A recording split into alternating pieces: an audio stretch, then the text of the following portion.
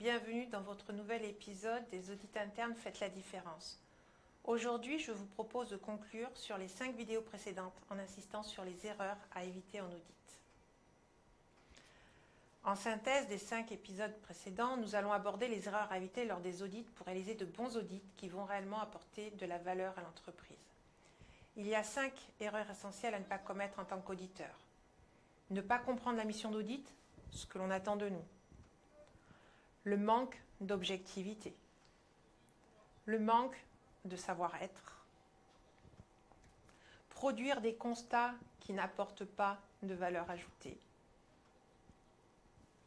Ne pas présenter de conclusion à la fin de l'audit à l'entité auditée. Première erreur, ne pas comprendre la mission. Si les objectifs de l'audit, le champ, les critères ne sont pas ou sont mal exprimés, l'erreur est de ne pas appeler le client pour clarifier la mission. Le responsable d'audit risque de rater son audit et de ne pas fournir les conclusions attendues.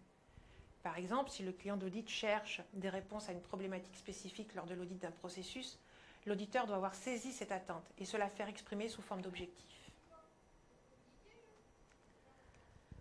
Deuxième erreur, le manque d'objectivité. L'auditeur doit absolument faire attention à ne pas avoir de préjugés, à ne pas interpréter et à ne pas comparer à son propre référentiel interne.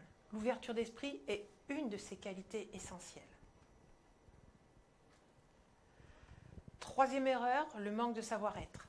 L'auditeur ne doit pas se positionner en sachant. Il n'est pas le spécialiste de l'activité qu'il audite. Par ailleurs, il ne doit pas mettre en défaut l'audité, soit en posant trop de questions inquisitrices du style « pourquoi ?», imposant à l'audité de se justifier, soit en le jugeant ou en le culpabilisant. Quatrième erreur, des constats sans valeur ajoutée. Si l'auditeur se contente d'un audit documentaire, il y a de fortes chances pour qu'il n'apporte que peu de valeur. L'auditeur doit faire preuve de polyvalence et d'esprit d'analyse en recueillant les preuves d'audit de toute nature, enregistrements, déclarations, observations, en les évaluant par rapport aux exigences et en les présentant sous forme d'opportunités de risque pour l'entité de façon à atteindre les objectifs fixés. Qu'est-ce que l'audité va gagner en prenant en compte une piste d'amélioration ? Que risque-t-il en ne traitant pas un risque identifié lors de l'audit ? Cinquième erreur, le manque de conclusion. Les audités attendent la réunion de clôture avec impatience et anxiété. Ils attendent des réponses par rapport à l'objectif fixé. Il convient donc d'apporter une réelle réponse par rapport aux objectifs en allant au-delà, si possible, de la simple conformité à une norme. On reboucle à ce moment-là sur l'objectif de la mission d'audit et l'auditeur apporte une conclusion par rapport aux attentes de son client. En conclusion, nous vous souhaitons beaucoup de réussite dans la réalisation de vos audits internes.